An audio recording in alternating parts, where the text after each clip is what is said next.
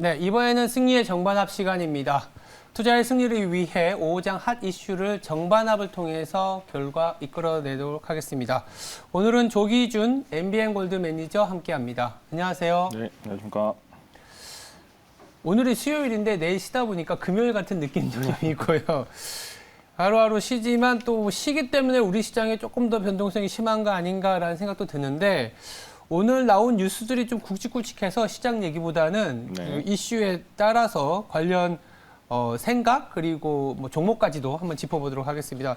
첫 번째 주제는 뭐 기사도 보셨겠지만 삼성전자가 1조 수주라는 얘기가 나오는데 통신 장비 5G와 관련된 얘기더라고요. 네. 그래서 야, 이 5G가 언제쯤 얘기냐. 이게 진짜 양치기 소년처럼 참 계속 안 됐었던 섹터지 않습니까? 네. 드디어 이쪽에 좀 빛을 보는지 이게 좀 궁금한 것 같아요. 그래서 빛을 본다면 정을 들어주시면 될 것 같고 아니다. 아직은 또 뭐 그 영향이 조금 제한적이다? 아니면 조금 더 기다려봐야 된다? 이러면 반을 들어주시면 됩니다. 네. 자, 하나, 둘, 셋. 아, 네, 정반. 네.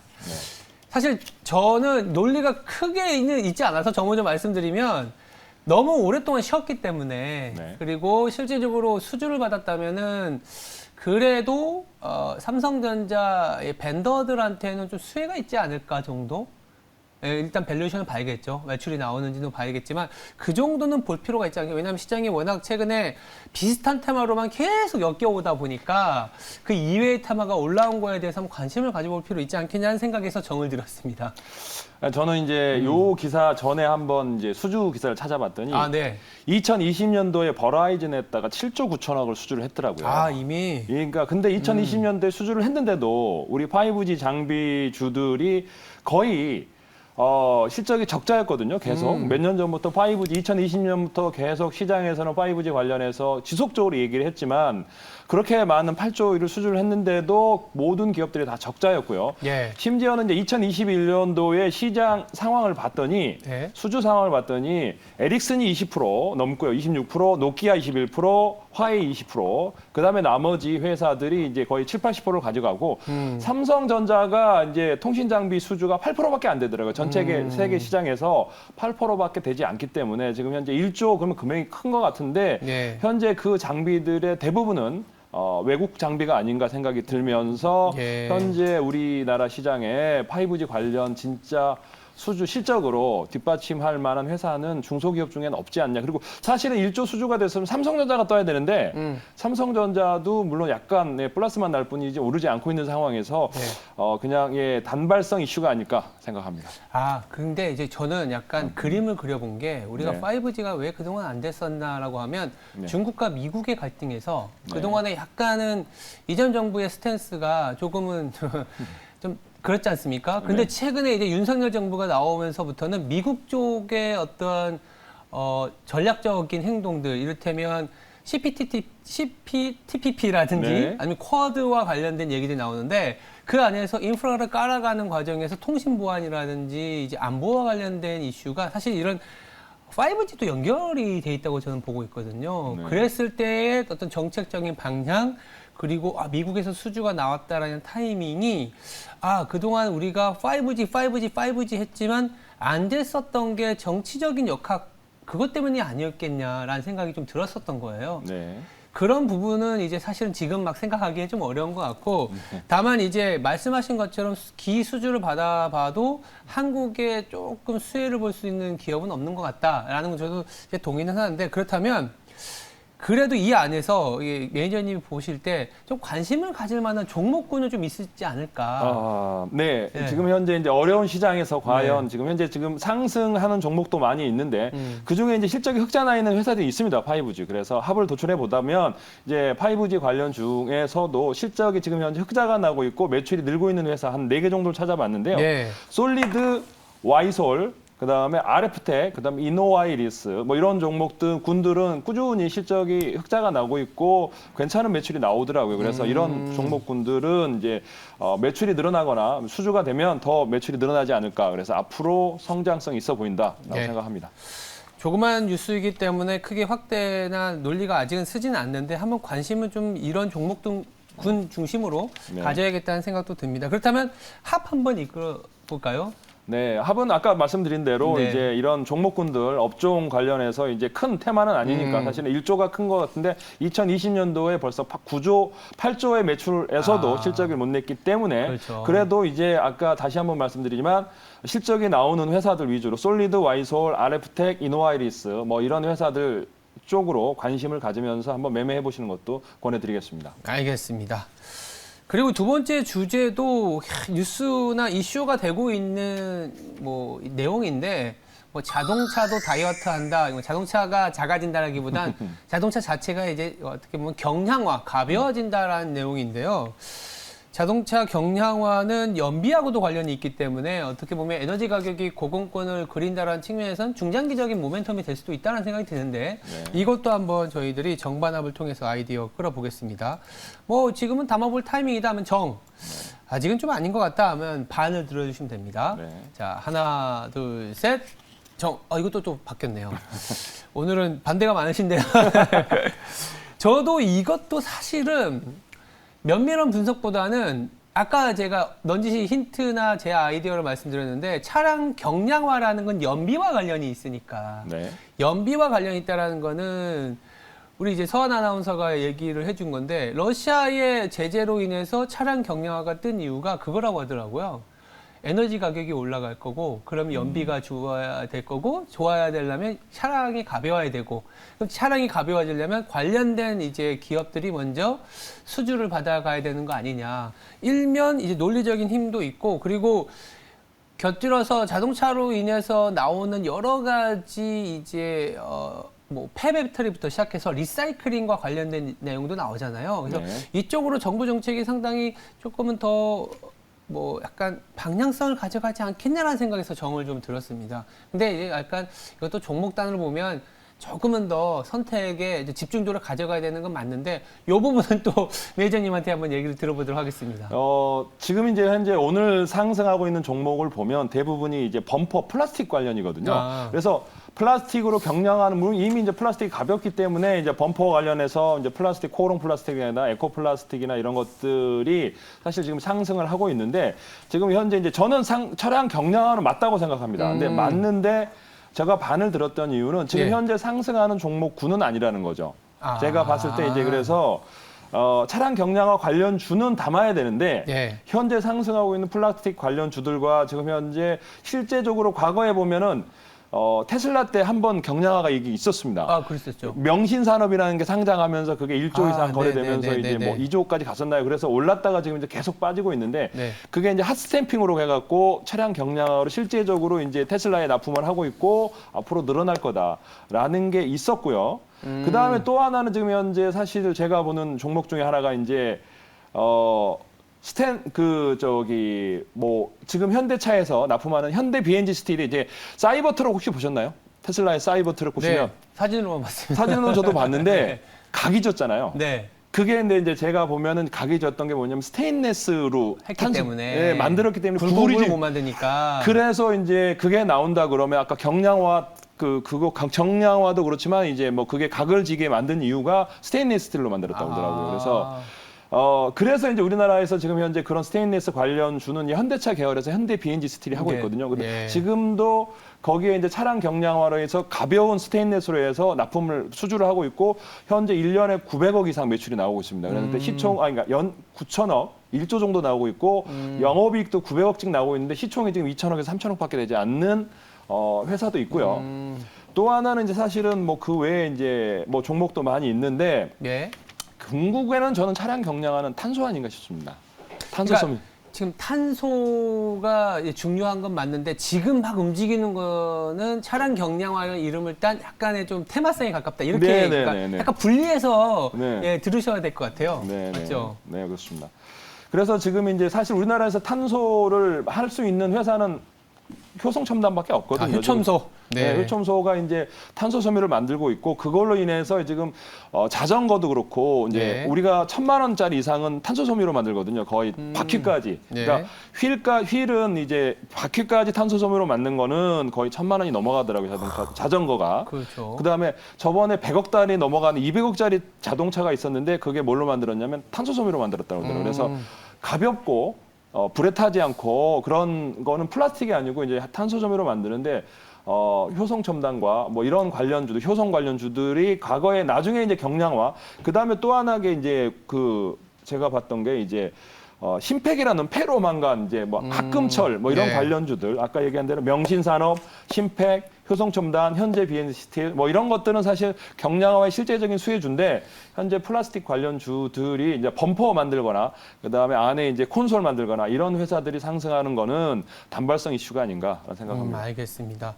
어떻게 보면 이 주제 자체에는 이제 정을 들어주신 네. 것 같고 그 네. 안에서 아까 말씀하셨던 탄소라든지 아니면 네. 현대 VNG 스틸, 명신산업 네. 그리고 뭐 이제 효첨소, 네. 효성첨단 소재 같은 기업이 오히려 차량 경량화와 관련된 네. 그런 종목이 아니겠느냐 이렇게 좀 말씀을 해주신 것 같아요. 이게 바로 합으로 저희들이 해석해도 네. 될까요? 네네네. 그렇습니다. 알겠습니다. 이게 좀 합이었고요. 그러니까 차량 경량화 자체는 좀 좋은 모멘텀으로 본다. 다만 그 안에서 매니저님이 얘기하셨던 종목에 집중하자로 저희들이 정리를 할 수 있을 것 같고요. 그리고 오늘 뭐 저희가 아까 정서환 아나운서가 공지를 했는데 오늘 이벤트가 있습니다. 내일 또 어린이날이지 않습니까? 기분 좋게 저희가 치킨을 좀 쏘겠습니다. 내가 투자를 해야 하는 이유에 대해서 투자를 해야 하는 이유는 여러 가지가 있을 수 있을 것 같습니다. 제가 생각하기에도 뭐 경제적 자유를 얻는 부분부터 여러 가지 이유가 있을 텐데 좀 재미있는 아이디어 올려주시면 저희들이 선정해서 치킨 보내드리고 하겠습니다. 그리고 이제 세 번째 이슈로 좀 넘어가 보면 저조차도 조금은 이제는 이 뉴스에 좀 둔감해진 것 같아요. 네. 그러니까 오미크론보다 더 강한 변이가 왔다. 관련주 담아봐야 되냐? 저조차도 오히려 더 강한 거 나왔어? 더 전염력이 높아? 그러면 치명률 더 낮겠네 라는 생각이 들거든요. 그렇지만 한번 저희들이 그래도 아이디어가 될 수 있기 때문에 한번 관련주 담아봐야 될지 들어보도록 하겠습니다. 하나, 둘, 셋. 네, 반. 일단은 제가 얘기를 했었던 부분들이 제 답이기도 한데 매니저님은 또 생각 어떠세요? 저는 이제 오늘 이 기사를 읽어보지도 않았거든요. 읽어보지 않았어요. 지금 현재 이제 우리가 네. 확진자가 30만이 넘어갔다가 지금 뭐 지금 4만, 4만까지 내려왔더라고요. 4만대로 네. 내려졌는데 이제 제가 아까 뭐 매니저님이 말씀하신 듯이 이제 지금 확진자 더 늘어난다 그러면 그렇죠. 제가 보기에는 코로나 종식이 더 빨라지지 않을까. 그래서 지금 저도 안 걸렸는데 아직이요? 네, 아직 안 걸렸습니다. 저는 근데 걸렸습니다. 그래서 걸리지 않았는데 네. 지금 이제 바이러스 관련 주든 진단 키트 주든 이제 치료제 주든 이제 지금 현재 수혜가 될 만한 종목은 네, 제가 보기엔 없고 사실은 다른 군을 찾는 게 더 낫지 않을까 생각합니다. 저도 비슷한 생각입니다. 저도 이제 코로나로 연초에 걸려봤는데 아프죠. 근데 기본적으로 사람들이 이제 갖고 있었던 생각들 자체가 처음에 우리가 2020년에 네.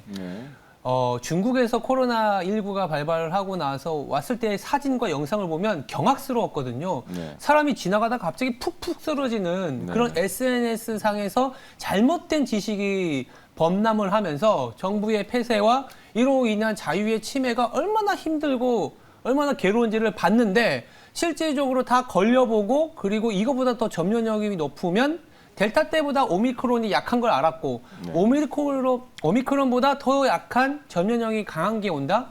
되려 그러면 코로나 종식이 더 빨라지고 면역력이 더 강해지는 거 아니냐 이런 생각이 들더라고요. 그래서 그러면 더 지금은 실외에서만 마스크를 벗지만 실내에서 마스크를 벗는 이슈가 더 빨라질 수도 있겠다라는 생각이 들어서 그렇다면 관련주가 이 코로나19로 인해서 수혜를 받는 쪽이 관련주가 아니라 오히려 코로나로 인한 피해를 받았던 쪽이 수혜주가 되는 거 아니야? 이런 생각이 들더라고요. 네.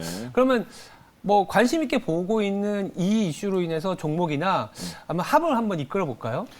네, 합을 이끈다 그러면 지금 현재 이제 오미크론 관련해서 스텔스 오미크론도 있었습니다. 그래서 이게 지금 현재 새 오미크론이 아니고 그 사이에 스텔스도 있었는데 뭐 그 사이에도 아무런 영향이 없었고 시장에서는 그러면 이제 점점 더 우리가 일상으로 가는 엔데믹이 빨라지는 상황이 되니까 이제 리오프닝 쪽으로 해서 항공주들 아시아나항공, 에어부산, 제주항공, TA 뭐 이렇게 항공주와 더불어 이제 항공을 하다 보면 결국에는 이제 해외 여행구도 가던 네. 면세점 관련주, 호텔 신라, 그다음에 롯데쇼핑 신세계, 그다음에 이제 또 하나 보다 보면 미용 관련해서 이제 보톡스, 휴젤이라는 제가 저번에 추천드렸던 휴젤 종목도 지금 이제 GS 그룹으로 완전히 넘어갔거든요. 그래서 지금 이제 전 세계 우리나라 1위의 보톡스 기업입니다. 그래서 물론 메디톡스랑 효송주이긴 하지만 네, 그런 상황과 상관없이 지금 현재 해외 수출이 되고 있고 해서 휴젤까지 해서 이런 리오프닝과 우리가 그다음에 엔데믹 관련 주를 관심을 갖는 게 오미크론에 대한 걱정보다는 낫지 않을까 생각합니다. 네,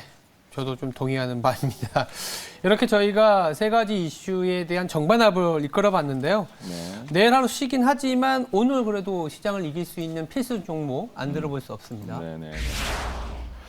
오늘 종목은 이제 그 시장에서 움직이는 종목들 중에 이제 네. 오늘은 지금 현재 밀리고 있는데 아, 그런가요? 네, 밀리고 있는데 지금 제가 이제 최근에 올랐던 이제 그 우크라이나 재건 관련주입니다. 그래서 아, 그래요? 네, 우크라이나 재건 오. 관련주인데 지금 이제 전쟁에서 이제 5월 9일 날 헝가리 총리가 교황한 때 종전을 할 수 있다 얘기도 있고 네. 또 확전을 할 거다라는 얘기도 있는데 네. 제가 봐서는 네, 이제 갑자기 뉴스에 나왔을 때 그 푸틴이 암 수술을 한다고 합니다. 전쟁 와중에 암 수술을 하고 뭐 이런 뉴스가 나오다 보면 그 다음에 또 하나는 이제 러시아 합참의장이 전쟁을 방문했는데 네. 거기에서 전진을 못하는 이유가 이제 땅에 녹아서 탱크가 전진할 수 없는 겁니다.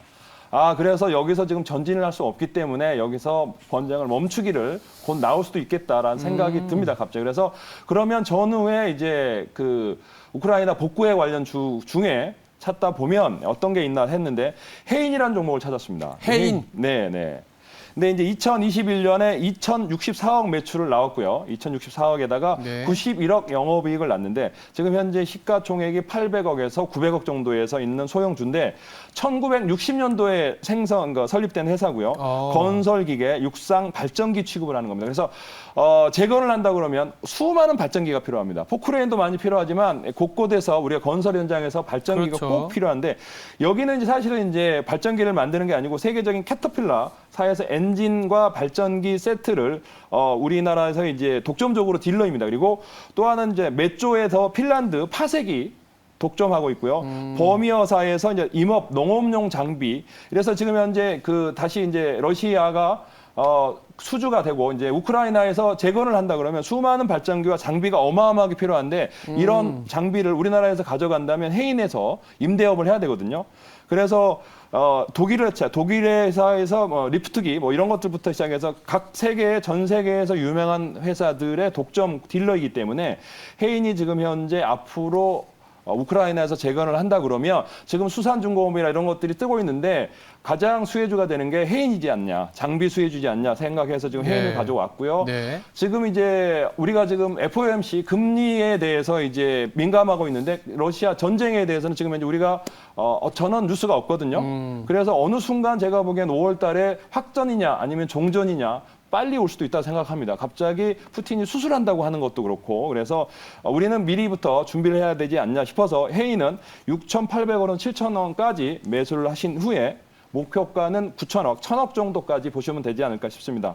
그다음에 손절가는 5,200원으로 하시고요. 이게 소형주다 보니까 항상 리스크 관리하시면서 단기적으로 매매를 하시면 좋을 것 같습니다.